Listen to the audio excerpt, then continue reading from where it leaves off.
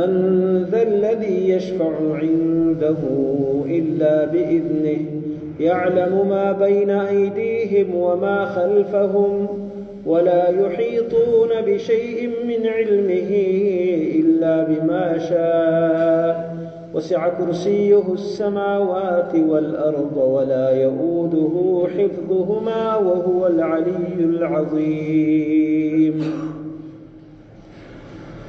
اللہ تبارک و تعالیٰ کی عظمت اور بڑائی کبریائی پر دلالت کرنے والی قرآن کریم کی بہت بڑی عظیم آیت الکرسی کی تفسیر کے حوالے سے ہمارے خطبات کا سلسلہ جاری تھا۔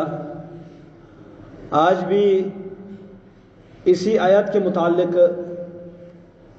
چند مختصر باتیں عرض کروں گا، جس کا آخری حصہ ہے 8واں جملہ اللہ رب العالمین کے تعارف کے حوالے سے، وہ ہے وسع کرسیہ السماوات والارض۔ وسع کشادہ ہے، پھیلی ہوئی ہے، وسیع ہے، کرسی ہو اس کی کرسی السماوات آسمانوں پر، والارض اور زمین پر۔ یہاں پر اللہ رب العالمین کی عظمت کی ایک اور دلیل اور اسی کے اکیلے عبادت کے حقدار ہونے کے ایک اور دلیل پیش کی جا رہی ہے، وہ یہ ہے کہ اس کی کرسی آسمان اور زمینوں پر پھیلی ہوئی ہے۔ کرسی سے کیا مراد ہے؟ اس حوالے سے مفسرین کے 4 اقوال ہیں، جو مختلف تفاسیر کی کتابوں میں، جیسے تفسیر کبیر علامہ فخر الدین رازی کی، اسی طرح دیگر مفسرین نے اپنے اپنے تفاسیر کے اندر یہ اقوال ذکر کیے ہیں۔ پہلا قول یہ ہے کہ کرسی سے مراد اللہ رب العالمین کی ایک مخلوق ہے جس کو کرسی کہا جاتا ہے، اور یہ اللہ رب العالمین نے بنائی ہے، یہ اللہ کی مخلوق ہے، لیکن اتنی بڑی مخلوق ہے کہ سارے آسمان اور ساری زمین یہ سب کے سب اس کے اندر سما سکتے ہیں۔ آسمان اور زمین سے وہ کرسی بڑی ہے، تو اس سے اس رب العالمین کی عظمت کا اندازہ یہاں ہوتا ہے کہ جب اس کی مخلوق اتنی بڑی ہو، اس کی ایک مخلوق، اس کی عظمت کا اور بڑائی کا یہ عالم ہو، تو وہ رب العالمین خود کتنا عظیم ہوگا، اس کی کتنی بڑائی ہوگی۔ اور اس کا دوسرا معنی لوگوں نے کیا ہے اللہ رب العالمین کی بادشاہت، اس کی بادشاہت زمین اور آسمان پر پھیلی ہوئی ہے۔ تیسرا معنی علم کا بھی بعض نے کیا ہے کہ اللہ رب العالمین کا علم آسمان اور زمین پر پھیلا ہوا ہے۔ اور چوتھا معنی بعض نے کیا ہے کہ اس کی کرسی سے مراد اس کی عظمت اور بڑائی ہے، کہ وہ آسمان اور زمین سے بڑا ہے۔ لیکن امام فخر الدین رازی خود کہتے ہیں اپنے تفسیر الکبیر کے اندر، کہتے ہیں کہ ان المعتمد هو الاول، یہ پہلا جو قول ہے کہ کرسی ایک مخلوق ہے اللہ تعالیٰ کی، یہی زیادہ اعتمادی معنی ہے۔ اس کی وجہ یہ ہے کہ عربی زبان میں جو لفظ استعمال ہوتا ہے اپنے حقیقی معنی میں، اس معنی کو چھوڑ کر اس سے دوسرا معنی لینا، اس کے لیے کوئی دلیل ہونی چاہیے، کوئی وجہ ہونی چاہیے، اور یہاں پر کوئی وجہ نہیں ہے۔ اللہ رب العالمین لفظ علم بھی استعمال کر سکتا تھا، یہاں پر لفظ سلطنت اور بادشاہت بھی استعمال کر سکتا تھا، اسی طرح اپنی ذات کی بڑائی کا بھی ذکر کر سکتا تھا، لیکن اس نے جو لفظ کرسی استعمال کیا ہے، اس کا مطلب ہے اس کا معنی حقیقی مراد ہے۔ اور اس کی دلیل ایک اور حدیث ہے جسے علامہ البانی رحمہ اللہ سلسلہ احادیث صحیحہ کے اندر تفصیل کے ساتھ اس کی سندیں ذکر کر کے نقل فرماتے ہیں۔ وہ کہتے ہیں کہ رسول اللہ صلی اللہ علیہ وسلم کے پاس ایک صحابی آتے ہیں، ابو ذر الغفاری رضی اللہ عنہ، انہ سأل النبی صلی اللہ علیہ وسلم عن الکرسی، انہوں نے رسول اللہ صلی اللہ علیہ وسلم سے اس آیات میں مذکور کرسی کے حوالے سے سوال کیا کہ کرسی سے کیا مراد ہے، اور یہ تفسیر سب سے زیادہ معتمد اس لیے ہے کہ یہ اس ہستی کی تفسیر ہے جس پر قرآن نازل ہوا ہے۔ جس کو اللہ تعالیٰ نے قرآن کریم کی تفسیر، وضاحت اور بیان کرنے کی ذمہ داری عطا فرمائی تھی، یہ ان کی تفسیر ہے۔ صحابی سوال کرتے ہیں ابو ذر الغفاری رضی اللہ عنہ کہ کرسی سے مراد کیا ہے؟ آپ صلی اللہ علیہ وسلم نے فرمایا والذی نفسی بیدہ، مجھے اس ذات کی قسم ہے جس کے ہاتھ میں زمین، جس کے ہاتھ میں میری جان ہے، فرمایا مس السماوات السبع والارضون السبع، ساتوں آسمان اور ساتوں زمینیں یہ نہیں ہے عند الکرسی، اس کرسی کے مقابل میں، الا کحلقۃ ملقاۃ بارض فلاۃ، مگر جیسے کوئی رنگ، کوئی کڑا، کوئی جو انگوٹھی میں پہنے جانے والی انگوٹھی ہے، جس طرح کسی بڑے کھلے چٹیل میدان کے اندر ایک کڑا پڑا ہوا ہو، ایک رنگ پڑا ہوا ہو، اس رنگ کی جو حیثیت ہے اس کھلے میدان کے مقابل میں، اسی طرح ساتوں آسمان، ساتوں زمین یہ اس کرسی کے مقابل میں اتنی سی حیثیت رکھتے ہیں۔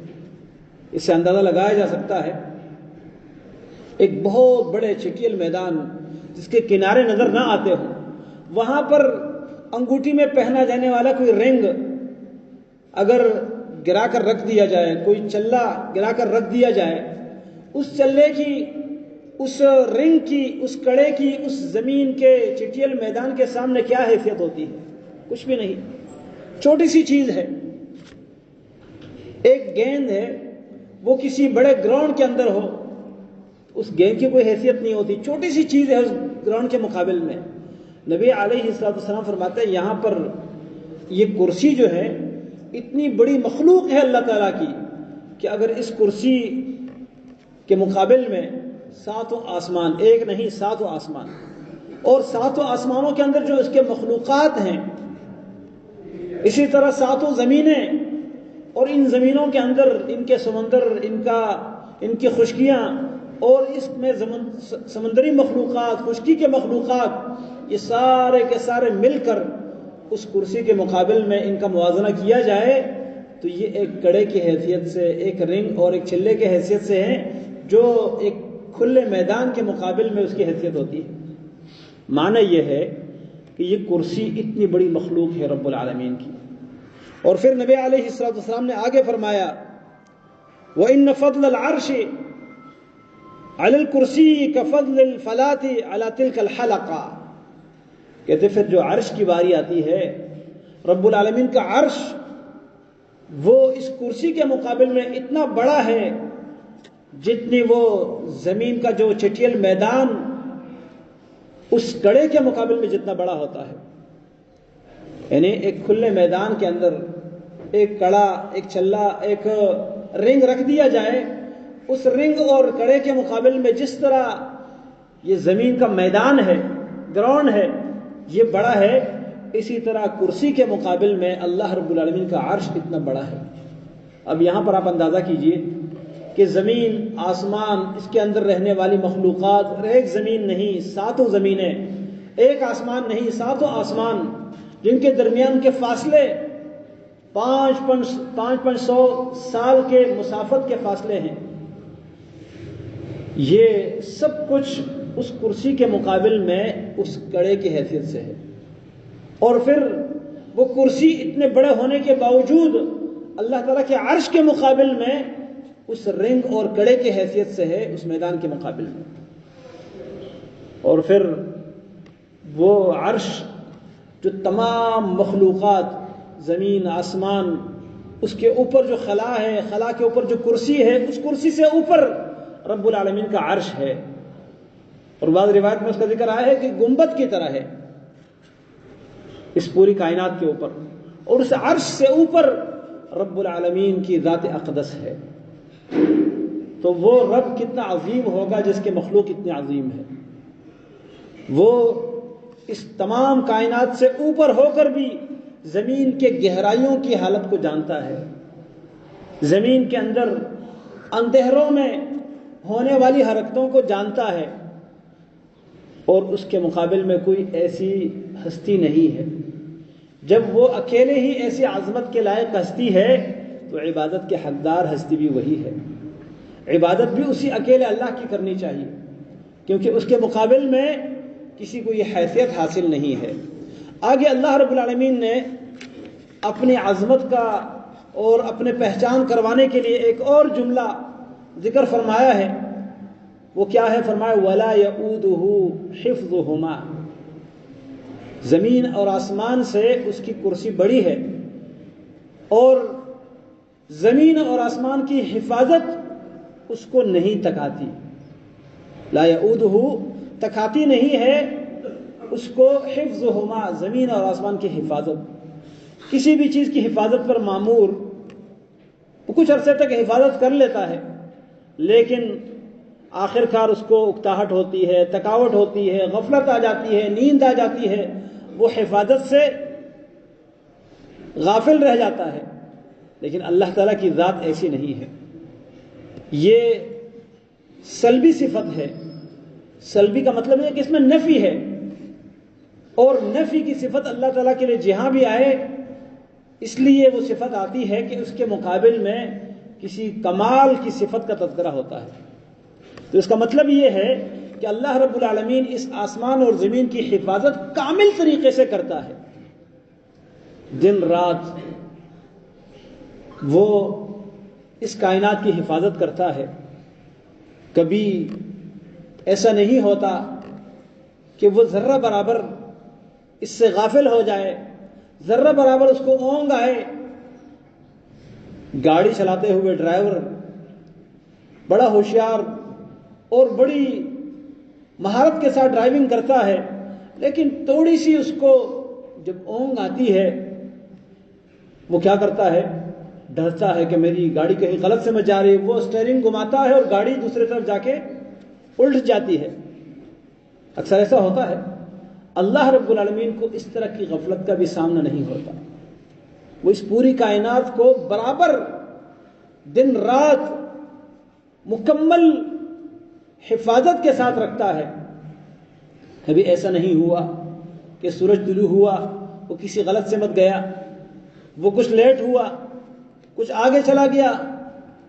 کبھی اس نظام میں کوئی تبدیلی آئی. اللہ رب العالمین کا یہ سسٹم، یہ نظام، یہ اس کی حفاظت سے چلتا ہے. یہاں پر اللہ تعالیٰ نے آسمان زمین کی حفاظت کا ذکر کیا، اس کے بیچ میں جو مخلوق ہے ان کی حفاظت کا ذکر نہیں کیا. اور اس کے بارے میں مفسرین کہتے ہیں کہ اس کی وجہ یہ ہے کہ جب آسمان زمین کی حفاظت اللہ کرتا ہے تو بیچ کے مخلوق کی حفاظت بھی اس کے اندر شامل ہے. اور اللہ رب العالمین نے ایسا انتظام کیا ہے جب تک انسان کے وفات کا وقت نہ آیا ہو، اس پر سخت سے سخت حالت آ جائے، مشکل سے مشکل وقت آ جائے، وہ اللہ رب العالمین اس کو موت سے بچاتا ہے. اللہ تعالیٰ نے فرشتے مقرر کیے ہیں، یحفظونہ من امر اللہ لہ معقبات من بین یدیہ ومن خلفہ یحفظونہ من امر اللہ.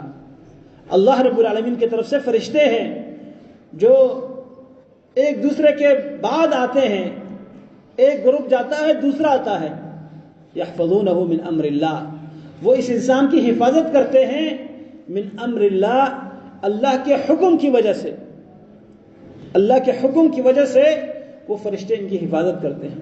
اور آپ دیکھیں بعض دفعہ چھوٹا بچہ جو اپنی حفاظت نہیں کر سکتا، وہ جاتا ہے، بجلی کی تاریں ننگی پڑی ہوتی ہے، بڑے تو ڈرتے ہیں کہ ہم اس کے قریب نہ جائیں، لیکن بچے کو کیا پتا، جاتے جاتے اللہ رب العالمین اس کو روک لیتا ہے، اس کو دوسری طرف موڑ لیتا ہے.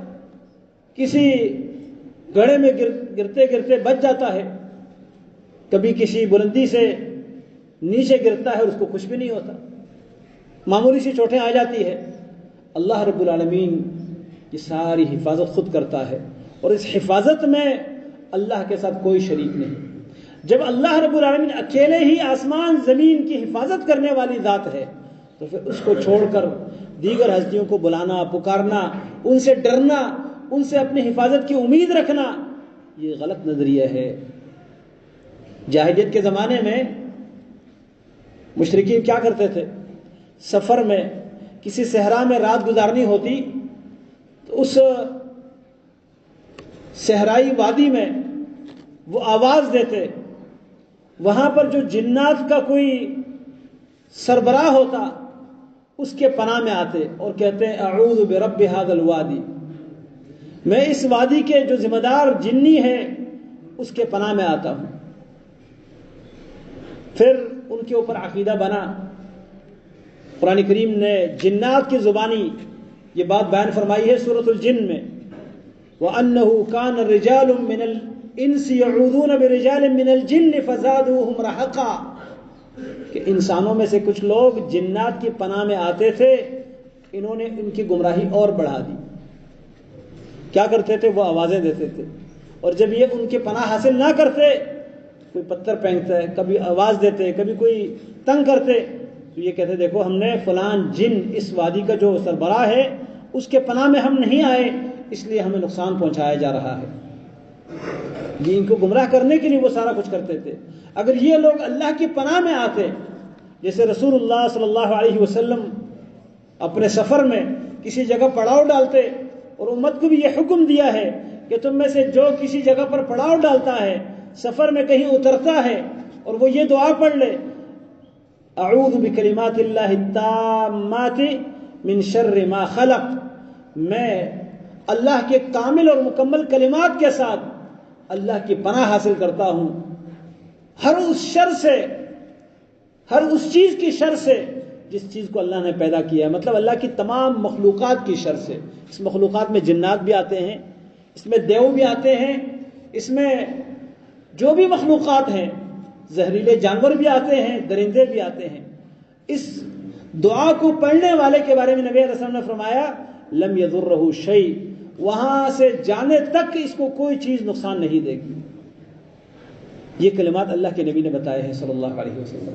تو پناہ جب بھی مانگنی ہو اللہ تعالیٰ کی پناہ مانگنی چاہیے، اور اللہ رب العالمین کے علاوہ کسی اور کی پناہ مانگنا اسباب اور وسائل سے ہٹ کر، ایک تو ہے کہ ایک آدمی ہے علاقے میں اثر رسوخ رکھتا ہے اور وہاں پر آپ کا کوئی مخالف ہے، آپ اس کے پاس جا کے پناہ حاصل کرتے، یہ جائز ہے، یہ شرک نہیں ہے۔ شرک یہ ہے کہ غیبی طور پر بغیر کسی وسائل اور اسباب کے آپ کو اگر کوئی پناہ دے سکتا ہے تو وہ اللہ تعالیٰ ہے، اور اسی اللہ تعالیٰ کی پناہ میں آنا چاہیے۔ تو اللہ رب العالمین حفاظت کرنے والی ذات ہے، اور جب وہ حفاظت کرتا ہے تو کوئی کسی کا کچھ نہیں بگاڑ سکتا۔ جب اللہ تعالیٰ حفاظت کرے کوئی کسی کا کوئی بگاڑ نہیں سکتا، اور اگر وہ حفاظت نہ کرے تو دنیا کی کوئی طاقت نہیں جو انسان کی حفاظت کرے۔ اس لیے حفاظت یہ اللہ رب العالمین بہتر انداز سے کر سکتا ہے، اور اس کی حفاظت کے حصول کے لیے نبی علیہ السلام نے نسخہ بتلایا ہے احفظ اللہ یحفظک، تو اللہ کی حفاظت کر اللہ تیری حفاظت کرے گا۔ اللہ کی ہم کیا حفاظت کریں؟ یعنی اللہ کے دین کی حفاظت، اس کی باتوں کی لاج رکھنا، اس کے اوامر کی حفاظت، اس کے شریعت اور دین کی حفاظت ہم یہ کریں گے یحفظک، اللہ تیری حفاظت کرے گا۔ یہ عبداللہ بن عباس کو نبی علیہ السلام نے سبق سکھایا، احفظ اللہ یحفظک، اللہ کی حفاظت کرو، یعنی اللہ رب العالمین کی شریعت اور دین کا خیال رکھو، یحفظک، اللہ تیری حفاظت کرے گا۔ اس کے بعد وَإِذَا اسْتَعَنْتَ فَاسْتَعِنْ بِاللَّهِ، جب مدد مانگتے تو اللہ سے مدد مانگ۔ تو یہاں پر اللہ تعالیٰ نے فرمایا وَلَا يَئُودُهُ حِفْظُهُمَا، اللہ رب العالمین کو نہیں تھکاتی زمین اور آسمان کی حفاظت۔ وَهُوَ الْعَلِيُّ الْعَظِيمُ، یہ 10واں جملہ ہے اللہ رب العالمین کی عظمت کو بیان کرنے کے لیے، اور وہ اللہ وہ اللہ العلی، بہت علو اور بلندی والا ہے، بہت بلند ہے، العظیم بہت عظمت والا ہے۔ یہ دو صفات قرآن کریم میں کئی مقامات پر ذکر ہے اللہ تعالیٰ کے، اور اس وَهُوَ الْعَلِيُّ عربی گرامر کے اعتبار سے اگر دیکھا جائے تو دونوں معرفہ ہے، ایک ضمیر ہے اور ایک پر الف لام داخل ہے، اور عربی قاعدہ یہ ہے کہ جب دونوں معرفے ایک ساتھ آ جائیں اس میں حصر کا معنی پیدا ہوتا ہے، حصر کا معنی پایا جاتا ہے۔ حصر کا مطلب یہ ہے کہ وہی ذات، اس کے علاوہ کوئی نہیں، اس صفت کا حامل وہی اللہ ہے، وَهُوَ الْعَلِيُّ، کامل علو، مطلق علو، بلندی اگر حاصل ہے تو وہ اللہ کو حاصل ہے۔ باقی کسی کو بلندی حاصل ہو سکتی ہے لیکن وہ مطلق نہیں، وہ مقید ہے. جیسے اللہ رب العالمین نے ایمان والوں سے کہا وَأَنْتُمُ الْأَعْلَوْنَ، تم بلند ہو ان کنتم مؤمنین، اگر تم مومن ہو. تو یہ علو اور بلندی کافروں پر بلندی ہے، کافروں پر برتری ہے. لیکن یہاں پر مطلق برتری اگر کسی کو حاصل ہے تو اللہ تعالیٰ کی ذات ہے. اور علو مکان بھی مراد ہے کہ مکان کے اعتبار سے بھی وہ بلند ہے. اس سے عقیدہ ثابت ہوتا ہے جیسے قرآن کریم کی بہت ساری آیتوں سے وَهُوَ الْقَاهِرُ فَوْقَ عِبَادِهِ، وہ اللہ غالب ہے اپنے بندوں سے اوپر ہے. اسی طرح سبحان ربی الاعلی سجدے میں ہم پڑھتے ہیں پاک ہے میرا رب جو سب سے بلند ہے. ذات کے اعتبار سے وہ بلند، مقام کے اعتبار سے بلند، مرتبے کے اعتبار سے بلند. یہاں پر صحابہ کرام کا عقیدہ، تابعین کا عقیدہ، تبع تابعین اور بعد میں ائمہ اربعہ اہل سنت والجماعت کا عقیدہ یہ ہے کہ اللہ کی جو صفات ہیں ان کو اسی طرح مان لو جس طرح بیان کیے گئے ہیں. ان میں اپنی طرف سے معنی بدلنا، اس کے بارے میں تشبیہ دینا، اس کو کسی مخلوق کے ساتھ مشابہ سمجھنا یا اس کا انکار کرنا یہ جائز نہیں ہے. امام ابو حنیفہ رحمہ اللہ ان کا عقیدہ اس حوالے سے بڑا شاندار عقیدہ ہے. وہ کہتے ہیں کہ اللہ رب العالمین اوپر ہے تمام کائنات سے، اس کی بلندی ثابت ہے. لیکن وہ کہتا ہے کہ اگر کوئی بندہ یہ کہتا ہے کہ اللہ رب العالمین عرش پر ہے لیکن مجھے نہیں پتا کہ عرش نیچے ہے یا اوپر ہے، تو کہتے ہیں یہ بھی کافر ہے. عرش اوپر ہے. اور ہمارے زمانے میں کچھ لوگ کہتے ہیں کہ اللہ رب العالمین ہر جگہ ہے. اللہ رب العالمین کا علم ہر جگہ ہے، اس کی قدرت ہر جگہ ہے، اس کی بادشاہت ہر جگہ ہے، لیکن اس کی ذات وہ مخلوق سے بہت بلند ہے.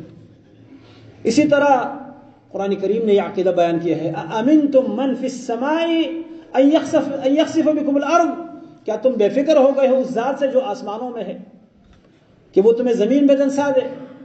یا تم بے فکر ہو گئے اس ذات سے مَنْ فِي السَّمَاءِ أَن يُرْسِلَ عَلَيْكُمْ حَاصِبًا، جو آسمان میں ہے کہ وہ تم پر پتھروں کی بارش برسا دے؟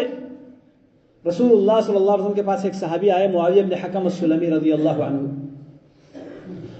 اس نے کہا اللہ کے نبی صلی اللہ علیہ وسلم مجھ سے غلطی ہوئی ہے. غلطی یہ ہے کہ میری ایک لونڈی تھی، وہ بکریاں چرا رہی تھی. تو ایک دن میں گیا، ایک بکری نظر نہیں آئی. میں نے اس سے پوچھا کہ فلاں بکری نظر نہیں آ رہی. اس نے کہا اس کو بھیڑیا کھا گیا ہے. بھیڑیا کھا گیا ہے. کہتے مجھے غصہ آیا کہ تم کیا کر رہی تھی جب بھیڑیا کھا گیا ہے؟ تو اس غصے کی وجہ سے میں نے اس کو ایک تپڑ مارا. بعد میں مجھے افسوس ہوا کہ اس بیچاری کا کیا قصور ہے اس میں. مجھے پچھتاوا ہوا کہ میں اس کے ساتھ کوئی احسان کروں، اس کو آزاد کرنا چاہتا ہوں. تو نبی رسول نے فرمایا اس کو لے آؤ. جب اس لونڈی کو لے کر آ گئے معاویہ بن حکم السلمی رضی اللہ عنہ، صحیح مسلم میں یہ حدیث موجود ہے. نبی رسول نے اس سے سوال کیا این اللہ، اس لونڈی سے سوال کیا این اللہ، اللہ کہاں ہے؟ آج اگر ہم سے سوال ہو کہ اللہ کہاں ہے، ہمارا جواب کیا ہوتا ہے؟ اللہ ہر جگہ ہے. کچھ لوگوں کا تو عقیدہ ہے کہ ہر چیز میں اللہ ہے، اعوذ باللہ. اس کو کہتے ہیں وحدت الوجود یا حلول کا عقیدہ. وحدت الوجود، اللہ تعالیٰ ہر جگہ موجود ہے، ہر چیز میں موجود ہے. اور دوسرا عقیدہ حلول کا ہے کہ ہر چیز کے اندر اللہ ہے، اعوذ باللہ. چاند و تاروں میں تو، مرغزاروں میں تو، یہ اشعار کہتے ہیں نا لوگ. جبکہ اس صحابیہ نے، اس لونڈی نے کیا جواب دیا؟ فرمایا این اللہ، اللہ کہاں ہے؟ تو اس لونڈی نے کہا فی السماء، اوپر ہے. نبی رسول اللہ نے دوسرا سوال کیا من انا، میں کون ہوں؟ اس نے کہا انت رسول اللہ صلی اللہ علیہ وسلم، آپ اللہ کے رسول ہیں. نبی علیہ السلام نے کیا کہا؟ اس صحابی سے کہا، معاویہ بن حکم السلمی سے، اعتقها فانها مؤمنہ، اس کو آزاد کر دو، یہ ایمان والی عورت ہے، یہ مومنہ ہے. اس کے ایمان کی گواہی دی تب جب اس نے اللہ کو اوپر مانا اور محمد صلی اللہ علیہ وسلم کو اللہ کا رسول مانا. مومن کا یہ عقیدہ ہونا چاہیے. یہ انسان کی فطرت ہے. کسی بھی عقل مند انسان سے اگر سوال کیا جائے کہ اللہ کہاں ہے، اس کو کسی نے غلط گائیڈ نہ کیا ہو تو وہ یہی کہے گا کہ اللہ اوپر ہے. ہم جو دعا مانگتے ہیں ہماری توجہ کہاں ہوتی ہے؟ دعا مانگتے اوپر کی طرف ہماری نگاہ ہوتی ہے، توجہ ہوتی ہے، اس لیے کہ ہمیں پتہ ہے کہ اللہ رب العالمین سب سے اوپر ہے، بلند ہے. قرآن نے کہا الرحمن علی العرش استوى، رحمان عرش کے اوپر ہے۔ اچھا یہاں کچھ لوگ تشبیہ مشابہت دینا چاہتے ہیں، یہ مشابہت اسلام میں جائز نہیں ہے۔ تشبیہ دینا اللہ رب العالمین کی جو بھی صفت ہے، قرآن میں اللہ تعالیٰ کا ہاتھ، اللہ تعالیٰ فرماتے ہیں بل یداہ مبسوطتان، اللہ کے دونوں ہاتھ کشادہ ہیں، ينفق کیف یشاء، جیسے چاہے وہ خرچ کرتا ہے۔ لیکن یہ عقیدہ رکھنا کہ اللہ کا ہاتھ مخلوق کے ہاتھ کی طرح ہے، یہ غلط۔ یہ عقیدہ رکھنا کہ اللہ کا ہاتھ ہے ہی نہیں، یہ بھی غلط۔ اللہ رب العالمین کا ہاتھ کیسے ہے، اس کے بارے میں سوال کرنا بھی گناہ ہے۔ امام مالک رحمہ اللہ فرماتے ہیں کہ الاستواء معلوم، اللہ رب العالمین کا عرش کے اوپر ہونا یہ معلوم ہے۔ قرآن کے اندر، حدیث کے اندر فرمایا والایمان به واجب، اس پر ایمان واجب ہے، والسؤال عنہ بدعۃ، اور اس کے بارے میں پوچھنا کہ کیسے ہے، یہ بدعت ہے سوال۔ اس لیے مومن کو وہ عقیدہ اختیار کرنا چاہیے جو قرآن نے بیان کیا ہے۔ اور قرآن نے اللہ کے بارے میں کیا کہا کہ اللہ تعالیٰ سب مخلوقات سے اوپر ہے۔ آج کل ہمارے بعض متکلمین، فلاسفہ جو یونان کے منطقیوں سے متاثر تھے، انہوں نے یہ عقیدہ گڑھا ہے کہ اللہ رب العالمین لامکان میں ہے، لامکان میں کوئی جگہ نہیں۔ یا کہتے ہیں اللہ رب العالمین نہ آگے ہیں، نہ پیچھے ہیں، نہ دائیں ہیں، نہ بائیں ہیں، نہ اوپر ہے، نہ نیچے ہیں، نہ مخلوق سے متصل ہے، نہ منفصل ہے۔ یہ باقاعدہ کتابوں میں یہ باتیں لکھی ہوئی ہیں۔ لیکن بہرحال عوام جن کو اللہ رب العالمین نے سلیم العقل، صحیح تندرست عقل دی ہے، وہ ان باریکیوں سے واقف نہیں ہے، بلکہ سیدھا سادہ مسلمان ایک دیہاتی سے آپ پوچھ لے، وہ یہی کہے گا کہ اللہ اوپر ہے۔ بلکہ فرعون جو اللہ کا بڑا دشمن تھا، اس نے بھی موسیٰ علیہ السلام سے کیا کہا؟ موسیٰ علیہ السلام کا انکار کرتے ہوئے کہ موسیٰ علیہ السلام کا کوئی رب نہیں ہو سکتا، اس نے اپنے وزیر حامان سے کہا یا حامان ابن لی صرحا لعلی ابلغ الاسباب اسباب السماوات فاطلع الى الہ موسیٰ وانی لاظنہ کاذبا۔ فرعون نے حامان سے کہا کہ میرے لیے ایک ٹاور بناؤ، مٹی گارے کے اوپر آگ جلا دو تاکہ اس سے تم اینٹ بنا کے ایک ٹاور بناؤ، اور ٹاور بنا کے میں اس پر چڑھوں گا تاکہ میں دیکھوں موسیٰ کا رب کہاں ہے، میں تو اس کو جھوٹا سمجھتا ہوں۔ یہ فرعون کہہ رہا تھا، مطلب اس کا بھی نظریہ یہ تھا کہ اگر کوئی رب ہوتا ہے تو وہ اوپر ہوگا، اس لیے ٹاور پر چڑھنے کی اس نے بات کی۔ تو انسان کی فطرت کے اندر یہ بات شامل ہے کہ اللہ رب العالمین اوپر ہے۔ ہاں اس کا علم ہر جگہ ہے، اس کی قدرت ہر جگہ ہے، اس کی سلطنت اور حکومت ہر جگہ ہے، کوئی کہیں اس سے بھاگ نہیں سکتا، کوئی اس سے چھپ کر کوئی کام نہیں کر سکتا۔ وہ رب العالمین تمام کائنات سے آگاہ ہے، واقف ہے، گزشتہ زمانے کے احوال، آئندہ زمانے کے احوال، موجودہ، سب کے سب اللہ کے لیے برابر ہیں۔ اس کے لیے کوئی غیب ہے نہیں، اس کے لیے کوئی چیز چھپی ہوئی ہے نہیں۔ وہ رب جو العلی ہے، بہت بلند ہے، العظیم، بہت عظمت والی ذات ہے، وہ رب بہت عظیم ہے۔ جب وہ عظیم رب ہے تو اس کے سامنے ہر چیز حقیر، ہر چیز معمولی، ہر ہستی کو اپنی حقارت، اپنی بے بسی، اپنی کمتری اس کے سامنے ظاہر کرنی چاہیے، اور اسی کو عبادت کہا جاتا ہے۔ عبادت کا اصل مقصد کیا ہے؟ علامہ ابن قیم رحمہ اللہ فرماتے ہیں وعبادۃ الرحمن غایۃ حبہ مع ذل عابدہ ہما قطبان۔ اللہ تعالیٰ کی عبادت کیا ہے؟ اس سے انتہائی درجے کی محبت، اس سے انتہائی درجے کی محبت، مع ذل عابدہ، اور بندے کا اپنے آپ کو اس کے سامنے حقیر، کمتر، بے بس، عاجز سمجھنا۔ کسی کے سامنے اگر انسان اس طرح بے بسی، اس طرح عاجزی، اس طرح انکساری اور اس طرح اپنی کمتری ظاہر کرے جو صرف اللہ کے سامنے کرنی چاہیے، یہ شرک ہے۔ جیسے اپنے سب سے اونچی جگہ جو ماتھا ہے وہ زمین پر لگا دے، سجدہ، یہ اللہ کے لیے، کسی اور کے لیے کریں گے تو شرک۔ اپنا مال جب خرچ کرتے ہیں تو اس کے نام پر، اس کے علاوہ کسی اور کے نام پہ کریں گے تو اس کے ساتھ شرک۔ مدد کے لیے بغیر اسباب کے، ایک تو اسباب ہے نا کہ آپ یہاں کسی کو دیکھ رہے ہیں، آپ کو مثلا کسی پریشانی کا سامنا ہے، آپ کہتے ہیں آ جائے میری مدد کے لیے، ٹھیک ہے، یہ شرک نہیں ہے۔ آپ کہتے ہیں میری مالی کچھ مدد کر لے، یہ شرک نہیں ہے۔ لیکن ان چیزوں میں آپ کہتے ہیں مجھے موت سے بچا لے، میری قسمت اچھی کر لے، میری روزی میں کشادگی کر لے، میرے رزق میں برکت کر دے، مجھے جہنم سے بچا لے، میرا بیڑا پار کر دے، یہ صرف اللہ سے کہا جا سکتا ہے۔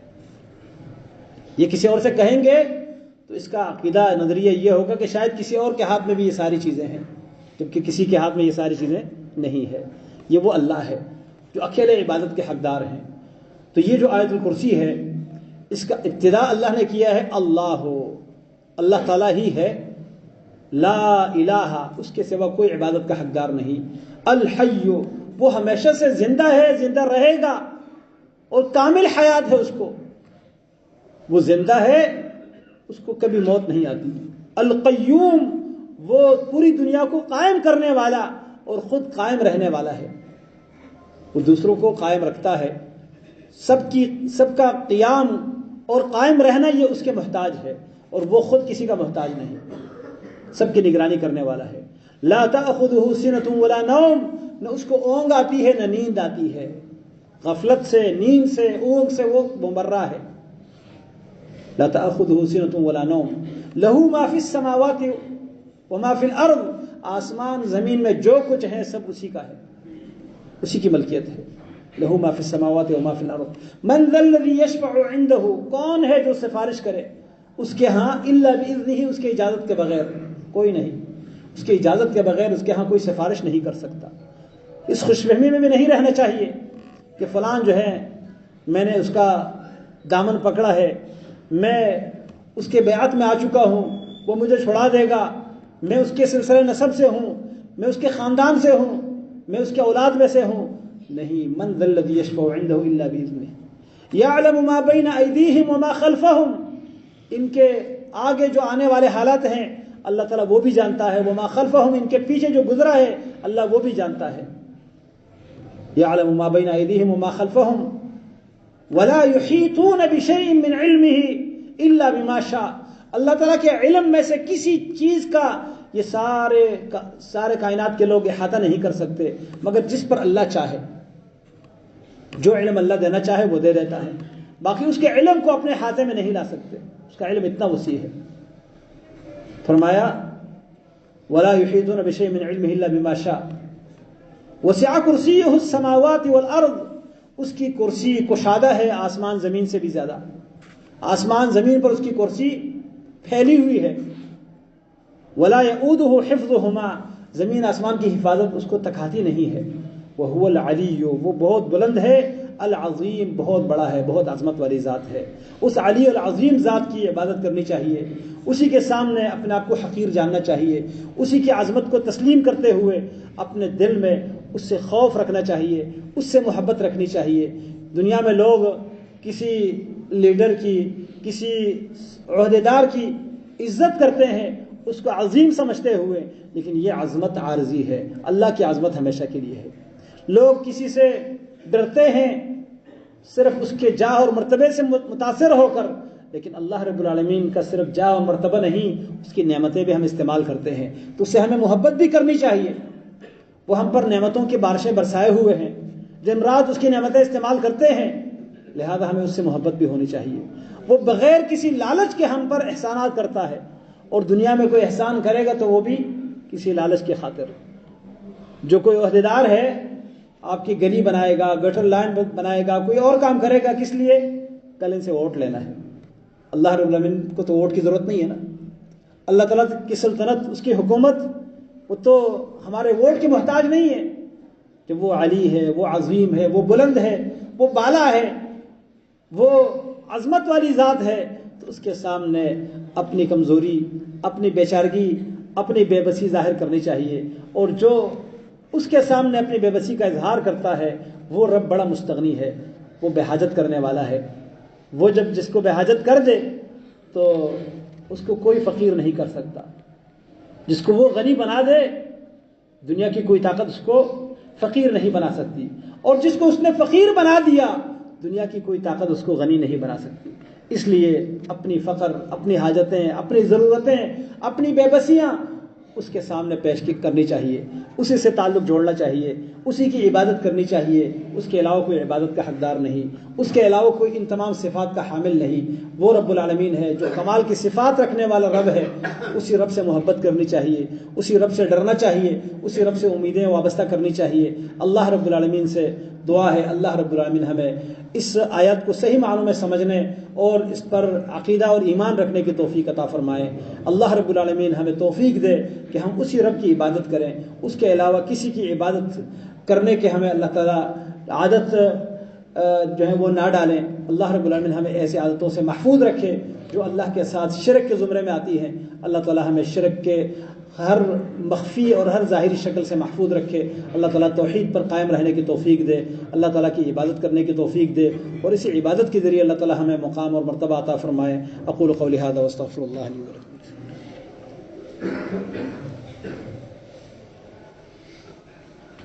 إن الحمد لله نحمده ونستعينه ونستغفره ونعوذ بالله من شرور أنفسنا ومن سيئات أعمالنا من يهده الله فلا مضل له ومن يضلل فلا هادي له وأشهد أن لا إله إلا الله وحده لا شريك له وأشهد أن محمدا عبده ورسوله أما بعد فإن خير الحديث كتاب الله وخير الهدي هدي محمد صلى الله عليه وسلم وشر الأمور محدثاتها وكل محدثة بدعة وكل بدعة ضلالة وكل ضلالة في النار۔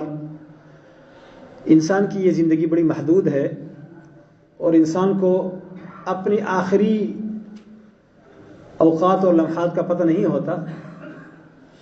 ابھی اسی ہفتے دو ایسے واقعات جو کہ انتہائی ہمارے لیے عبرتناک ہیں۔ ہمارے ایک بہت اچھے دوست اور عزیز عالم دین تھے، جس ادارے سے میں نے پڑھ کر علم حاصل کیا، وہیں سے انہوں نے بھی علم حاصل کیا، حافظ قرآن، اور ایک دینی ادارے میں بلارس قصبہ میں تدریس کر رہے تھے۔ پچھلے اتوار کے دن اچانک بالکل کوئی بیماری نہیں، کوئی پہلے سے تکلیف نہیں، اور چلتے چلتے گر کر فوت ہو گئے۔ اللہ رب العالمین ان کی مغفرت فرمائے، ان کے درجات بلند فرمائے، ان کی بچیوں کو، ان کی بیویوں، ان کے والدین، ان کے بہن بھائیوں کو، دیگر لواحقین کو اللہ تعالیٰ صبر جمیل عطا فرمائے۔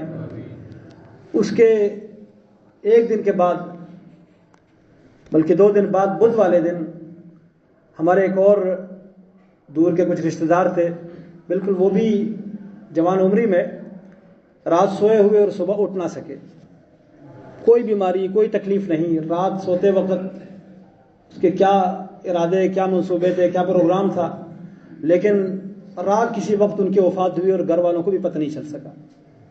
یہ ہماری زندگی ہے، اور کسی بھی انسان کا دنیا سے جانا زندوں کے لیے ایک وارننگ ہوتی ہے کہ وہ اپنی موت کو اپنے سامنے رکھے۔ موت نہیں دیکھتی کہ اس بندے کے فلاں فلاں ابھی آرزویں ہیں وہ پوری نہیں ہوئی، ابھی اس بھائی کی یہ آنے والے اتوار نہیں، اگلے اتوار کو بڑے بیٹے کی شادی تھی، تاریخ رکھی گئی تھی، لیکن ملک الموت نے نہیں دیکھا کہ اس کو ذرا رہنے دے، یہ شادی گزار دے اس کے بعد۔ ایسا نہیں، یہ بھی ملک الموت نہیں دیکھتا کہ ابھی اس نے اپنے علاقے میں پہنچنا ہے، اپنے گھر پہنچنا ہے، یہ راستے میں ہے، اس نے فلاں معاملے کو نمٹانا ہے۔ نہیں، یہ دنیا ایسی ہی ہے، لہذا ہمیں اس دنیا سے لگاؤ اور محبت نہیں رکھنی چاہیے، اس میں صرف گزارا کرنا چاہیے، اس سے وہ فائدہ اٹھانا چاہیے جو اللہ نے ہمیں اجازت دی ہے، اور اس میں سے آخرت کے لیے کچھ سامان بنانا چاہیے تاکہ وہاں ہمیں کام آئے۔ الحمدللہ وہ جو ہمارے بھائی فوت ہوئے ہیں ان کو تو اللہ رب العالمین نے یہ اعزاز دیا تھا کہ کئی بچوں نے ان سے علم حاصل کیا، قرآن سیکھا، قرآن کا ترجمہ سیکھا، انشاءاللہ امید ہے ان کے لیے صدقہ جاریہ ہوگا۔ تو ہم میں سے ہر شخص کو ایسا کچھ کر جانا چاہیے کہ وہ چلا بھی جائے، اس کا نیکیوں کا کھاتہ جو ہے وہ چلتا رہے اور آخرت میں وہ اس کے کام آئے۔ بہرحال یہ دنیا یہ بڑی عارضی ہے۔ اللہ رب العالمین سے دعا ہے اللہ تعالیٰ ان دونوں بھائیوں کی مغفرت فرمائے، ان کے علاوہ جتنے بھی مسلمان اس دنیا سے ایمان کے حالت میں جا چکے ہیں اللہ تعالیٰ سب کی مغفرت فرمائے، سب کے قبروں کو اللہ تعالیٰ منور فرمائے، ان کے قبروں کو جنت کے باغیچے بنا دے، اللہ تعالیٰ ان کے لواحقین کو صبر دے۔ اللہ رب العالمین ہم سب کو ایمان پر زندہ رکھے، ایمان کی حالت میں موت دے۔ اللہ رب العالمین ہم سے راضی ہو، اللہ تعالی ہمارے گناہوں کو معاف کر دے۔ یا اللہ تو تمام مسلمان بیماروں کو شفاء کاملہ عاجلہ عطا فرما دے۔ اے اللہ مسلمانوں کی پریشانیاں دور کر دے، اے اللہ مسلمانوں کی بے بسیاں ختم کر دے، اے اللہ مسلمانوں کو دنیا میں غلبہ اور طاقت عطا فرما دے۔ اے اللہ ہمیں صحیح معنوں میں مومن مسلمان بنا دے، وہ مسلمان جن کے ساتھ تو نے غالب آنے کا اور فتح یاب ہونے کا وعدہ کیا ہے، یا اللہ ہمیں وہ مسلمان بنا دے۔ اے اللہ دین پر، ایمان پر، تیری کتاب پر، تیرے نبی کی سنت پر تمام مسلمانوں کو متفق اور متحد ہونے کی توفیق عطا فرما دے۔ اے اللہ ہمیں ایک جماعت اور ایک اہل ایمان بنا دے، تیرے نبی کے پیروکار اور تیری کتاب کو ماننے والے، تیرے دین کو دنیا میں غالب کرنے والے، صرف کفار سے دشمنی رکھنے والے، آپس میں محبت رکھنے والے بنا دے۔ ربنا ظلمنا انفسنا وان لم تغفر لنا وترحمنا لنكونن من الخاسرین۔ ربنا آتنا فی الدنیا حسنہ وفی الآخرۃ حسنہ وقنا عذاب النار۔ وصلی اللہ تعالی علی خیر خلقہ محمد وعلی آلہ واصحابہ اجمعین برحمتک۔